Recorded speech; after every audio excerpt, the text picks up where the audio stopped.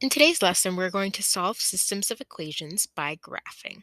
A system of equations is a set of two or more linear equations with the same variables. First example here, we have two equations. The first one I'll go ahead and draw in red is y equals 3 over 2x plus 5. The second one I'll draw in green, which is going to be y equals negative 1 half x plus 1. If you have two colors, I definitely highly suggest following along with those two colors. Step number one is graph the two slope-intercept form equations. It's going to be on the same graph. We're going to continue the points and line across the whole graph. So for the first equation, which is my one in red, I have a slope of 3 over 2. As a reminder, that would be up 3 to the right 2, or I could also go down 3 and left 2 to graph this. Where I'm going to start it at is, of course, the B, my y-intercept of 5. So this again, my y-intercept B is my starting point. So I'll start when y is 5 and go ahead and graph my slope. Up 3, right 2, and as well as down 3, left 2. This way it goes like my instructions say across the whole graph. I'll go ahead and graph this in red, connecting all my dots here. Second equation, I'm going to go ahead and graph in green. For this second equation, I have a different slope. My slope is negative 1 over 2, which means down 1, right 2, or I can go up 1 and left 2. Both will give me the same slope of negative 1 half. Where I start is going to be, in this instance, a positive 1. That's my y-intercept, my starting point. So I go to the y-intercept of 1. From here, I apply my slope. I go down 1 to the right 2. I also can go up 1 and to the left 2. I'll go ahead and connect my lines. Now, I'm looking for step number 2, my solution. The solution is going to always be where they intersect or they share a point. In this case here, that would be at this point, which I'm going to name negative 2 up to 2. I'm going to name it that because that's exactly the location of the x and y value the point is at here. Let's go ahead and try another one. This time we're going to try one where we have some standard form equations given. So we're going to graph these differently. Thinking back to standard form, you always want to find the x-intercept, the y-intercept, and connect your points. So my x-intercept will be when y is 0 in my first equation here. So again, I'll go with my first equation that I'll draw in red. Solving that for x, I get 4x equals 8. It's 4 times x, so I do the opposite of multiplication, which is division, and get x is equal to 2. I'll plot that point there. Then I want to find the y-intercept of my first equation. So I go ahead and find the y-intercept by plugging in 0 for x here and solving for y. Y comes out to be 8. I'll go ahead and plot that point. Now I'll go ahead and connect all my points here, which is only 2 in this case, but I want to draw a nice complete line across the whole graph here. You can count the slope to help you out too. Notice that my next point, if I count the same slope, would be down here at 4, negative 8. Next equation, we go ahead and graph it in green.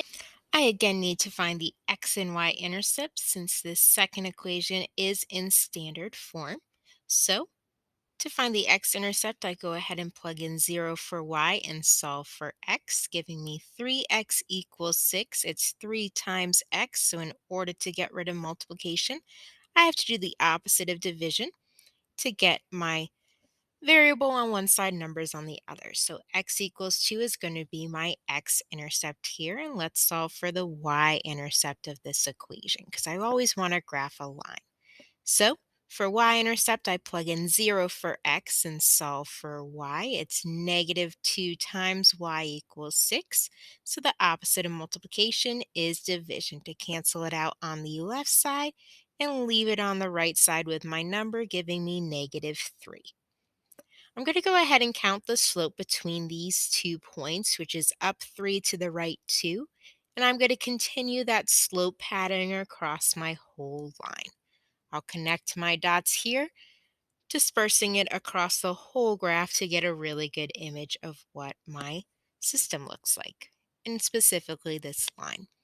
From here, where they meet is going to be the solution. They meet at the point 2 comma 0. So that will be my solution to these systems of equations here. Example number 3, we want to find the solution to the following system of equations. I'll go ahead and graph my first line here. Don't forget that you start at the y-intercept of plus 1 here, and then I apply a slope of 4 to it. When you have a slope that's a whole number, make sure to always put it over 1 because it's not just up 1, but you must go to the right one too.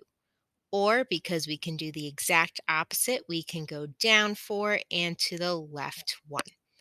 Either way, we will go ahead and get our linear equation here graphed on our coordinate plane. From here, we're going to go ahead and graph the second equation. We start at negative 2 here. Since the y-intercept is a negative 2, so on the y-axis, I'll start at negative 2 as my y-intercept. And then there's no number in front of x, so when there's no number, it's going to be a 1, showing you that it's going to be up 1 to the right 1 or down 1 left 1. Because remember, anytime you have a whole number, you put it over 1, even if that whole number is indeed 1. So I'll start graphing some of those points and spanning them across my whole coordinate plane. So that way I get a beautifully straight line here to figure out what the solution to my systems of equations is. I notice that they intersect. Where they meet is going to be at this point of negative 1, negative 3. That will be my solution because that's where they overlap, meet, and intersect. Whatever word you want to work with, that is perfectly fine. From here, example number 4, I'm actually going to start with the second equation. It doesn't matter what order you go in, but I notice that there's something particular about this one and it doesn't have a y. It just has x equals negative 2, so I'll plot where x is negative 2. I'll also plot some more points where my x value is negative 2. And I notice when I connect the dots, it makes a perfectly straight vertical line. Anytime you have x equals, you're going to get a vertical line. And to help you out with that, you can plot more points where x would be negative 2. From here, I'm going to graph now my first equation. It's in standard form, so I want to find those x and y intercepts. X-intercept of my first equation will be when my y is 0, so that will be an x-intercept of 2. I'll go ahead and plot that point. For the y-intercept, that's going to be when my x value is 0, and I cannot forget that it's negative y, so that's a negative 1 that I need to divide on each side to get my y-intercept of negative 2 for this equation. From here, I count the slope between those 2 points, which is up 2 to the right 2, and I'll keep that slope going. And then the reverse of that would be down 2 to the left 2. Connecting all those points together gives me my line here, my first linear equation in this system. Where it meets with my second linear equation is going to be at this point, which is at negative 2 for x and negative 4 for y. Remember that x always comes before y, and that's exactly the point where they meet on my graph here. Up to this point, we've been only looking at one type of solution to systems of equations, but there actually are three different types. The first type is the one solution, which we have been looking at. It's going to have different slopes as well as different y-intercepts. So let's go ahead and graph these two equations here. First equation is in slope-intercept form, so I'll start at the intercept of -3, and then my slope is 2. Remember, a whole number slope I put over 1, so that way I can go up 2, right 1, or I can also go down 2 to the left 1. Either way, it will make my line across the whole graph, so that way I have a really good image of this line. Then I'll go ahead and graph my second equation here.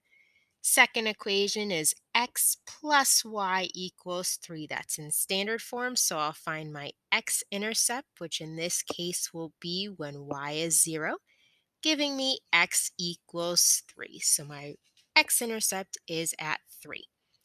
For my y-intercept, that will be when my x value is 0. Solve for y, I have y equals 3, so a y-intercept of 3. I do my slope, which is up 3 to the left 3. So I go ahead and apply that slope, making a nice and straight line here. Where my lines intersect is my one solution, my 1 point answer here, which is going to be 2, 1. That is my one solution instance that we've been working with. The next one's going to be no solution. It's going to happen when I have the same slopes but different y-intercepts. So notice the number in front of x in this y equals mx plus b, also known as our slope, is the same exact number for both, -2/3. But notice that what's added or subtracted after will be different. I have a +4, and then I don't have anything, so that would really be a y-intercept of 0. So we go ahead and graph these. So I start from my first equation, and I'll draw that one in orange at y equals 4. That's my y-intercept. Doing a slope of -2/3 is going to be down and then right, or I can also graph it up and left. So down to right 3 or up to left 3. This will give me a negative slope of 2/3 overall here. That's my first line. My second line in the system equations, I'll go ahead and graph it in purple. Starts at 0, and then I do that same slope, down 2 to the right 3, or up 2 to the left 3. Notice that when I draw this second line in, they are going to be perfectly parallel and they will never meet. So they will never meet, they will never intersect, hence I know why it is no solution. So when I see this instance, what I write is no solution like I circled up top there. That would be my final answer. For my last type of solution, it's going to be called many solution. It's going to happen when we have this same exact line. So I'll go ahead and graph this first line, starting with my slope, which is y equals mx plus b, and that's a -3 slope. So that will be down 2 to down 3 to the right 1, or up 3 to the left 1. Either way, it will give me a slope of -3. And remember, anytime you have a whole number slope, put that slope over 1. And we start here for this first equation at +6. So again, I'll make it orange since it's my first equation, starting at +6 on my y-axis, and then doing a slope of -3. We talked about how that was down 3 to the right 1 or up 3 left 1. Notice the up 3 left 1 really is off my graph, so I'm going to keep going with my down 3 right 1. Still makes it a negative slope. Now, my second equation is going to be an standard form equation. So we go ahead and solve for the x and y intercept. When y is not by itself, you want to go ahead and look to see if it's in standard form. If it is, you'll solve for the x and y intercepts. X-intercept is going to be keeping the x and making the y 0. Then I solve that out to get 6 times x equals 12, opposite of multiplication's division. That way I can get x all by itself being 2. X equals 2 there. For the y-intercept, you now make the x value 0 and keep the y to solve for y. 2 times y equals 12. Divide each side by 2 to cancel out the 2 next to the y, getting y all by itself, giving us 12 divided by 2, 6. Notice that I'm going to have a slope of 1, 2, 3, 4, 5, 6 down and to the right 2. Every time I do that same slope and I connect these dots here, and I'll make this one purple, that line overlaps completely for the entirety of my first equation, making it the same line.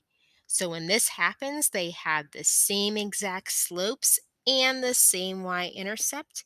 And when you see that, you will have many solutions as our final answer. So, what you write to answer this question is infinitely many solutions.